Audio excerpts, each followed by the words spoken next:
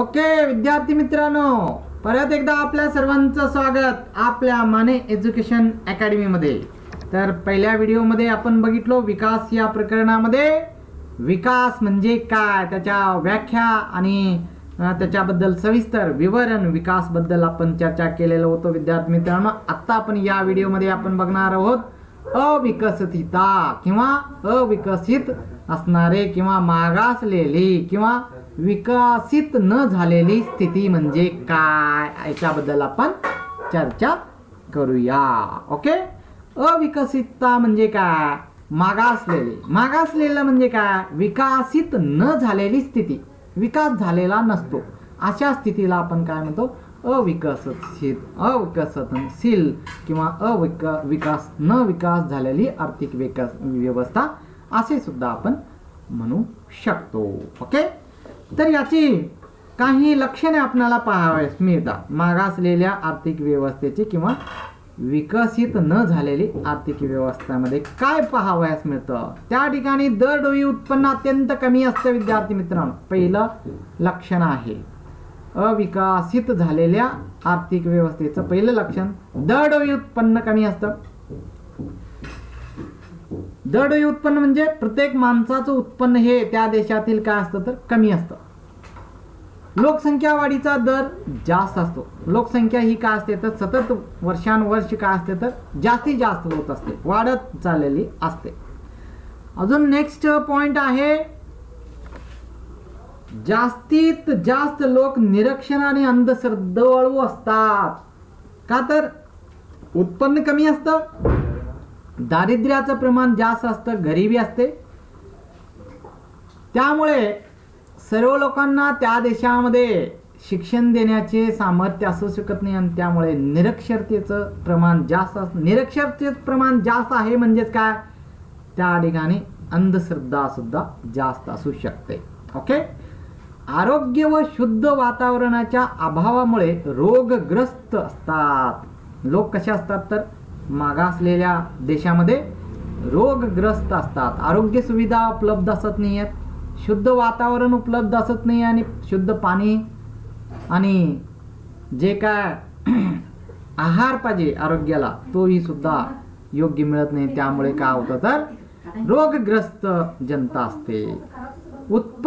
उत्पादन कमी असतं, अन्न वस्त्र निवारा यासारख्या मूलभूत गरजांचा अभाव या ठिकाणी आपल्याला पाहावयास मिळतो विद्यार्थी मित्रांनो। अविकसित आर्थिक व्यवस्थेमध्ये किंवा अविकसित देशामध्ये या प्रकारचे लक्षणे आपणाला पाहावयास मिळतात। ओके, तर परीक्षेमध्ये जर तुम्हाला प्रश्न विचारला गेला अविकसितता म्हणजे काय, त्याची लक्षणे विचारली गेली, विकसित न झालेली स्थिती वर्णन करा प्रश्न विचारला गेला तर हे पॉइंट्स तुम्ही लिहू शकता विद्यार्थी मित्रांनो, नोट करून घ्या। ओके, तर आपण बघूया विकास म्हणजे काय बघितलं आपण, विकास नसलेलं म्हणजे काय बघितलं आपण, अविकसितता म्हणजे काय बघितलं आपण।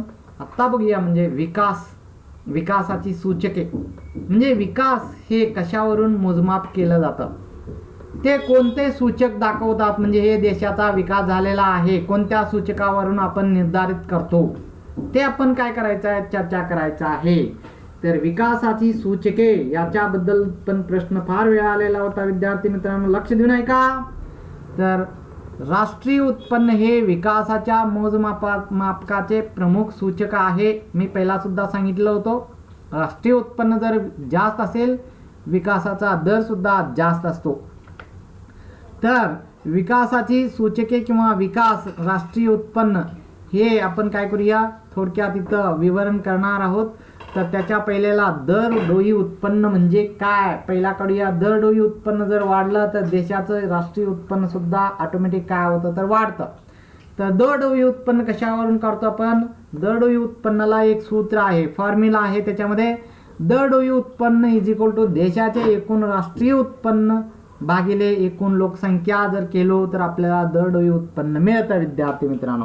ओके, तर यामुळे काय होतं तर दरडोई उत्पन्नामुळे सुद्धा आणि देशाच्या राष्ट्रीय उत्पन्नामुळे सुद्धा विकासाचा दर मोजमाप केला जातो, परंतु तितका निखरतेने आपण त्याला देशाचा विकास झालेला आहे या दोन्ही सूचकामार्फत सांगू शकत नाही. का तर दरडोई उत्पन्न आपण कसे काढतो?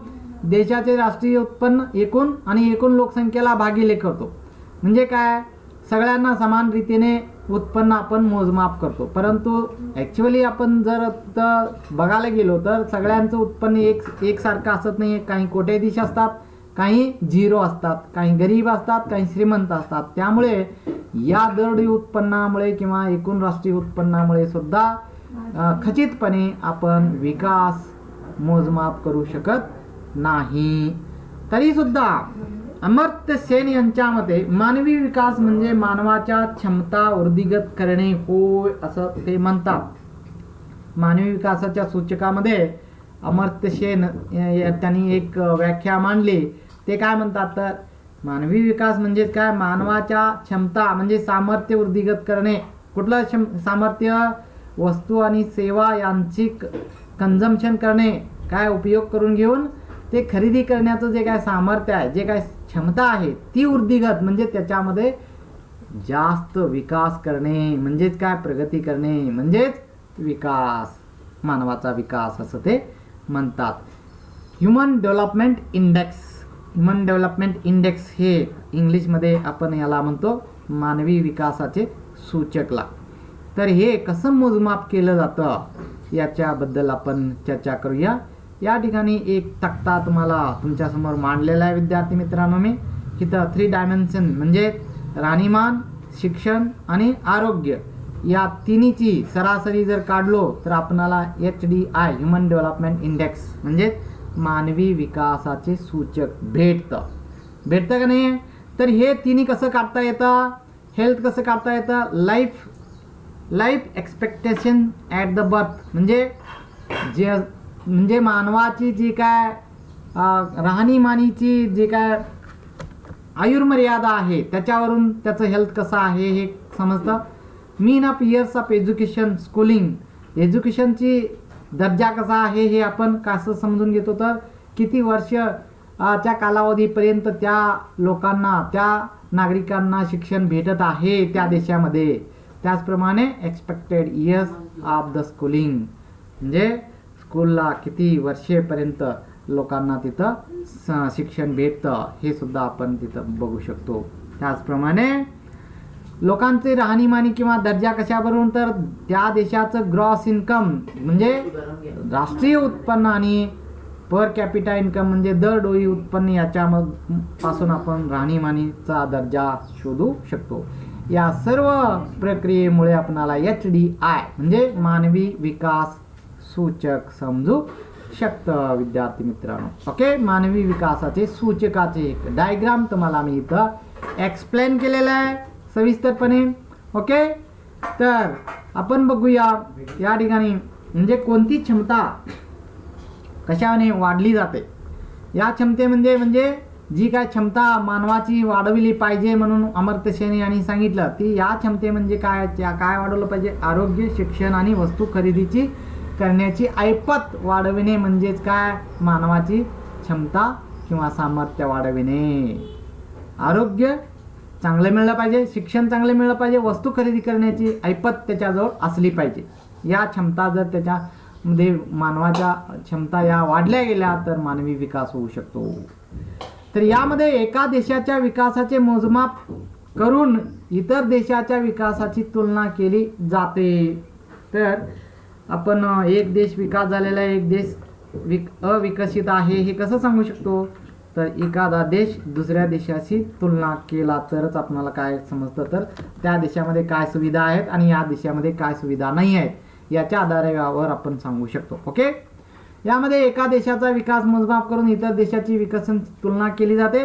उदाहरणार्थ आरोग्याचे मोजमाप व्यक्तीच्या अपेक्षित आयुर्मर्यादाच्या आधारावर, तसेच शिक्षणाचे मोजमाप हे साक्षरतेच्या प्रमाणावरून आणि खरेदीच्या ऐपतीचे मोजमाप हे दरडोई उत्पन्नाच्या आधारे केले जाते. हे मी तक्त्याद्वारे तुम्हाला या तक्त्यामध्ये सांगितलेलं होतं. Per capita income, expectation, life हे सगळं. तर हेच इथं काय केलेलं आहे मी विवरण नोट्समध्ये दिलेलं आहे. हे नोट्स सुद्धा तुम्ही करून घेऊ शकता विद्यार्थी मित्रांनो. मानवी विकासाच्या सूचकाबद्दल जर प्रश्न आला तर हे तुम्हाला लिहावं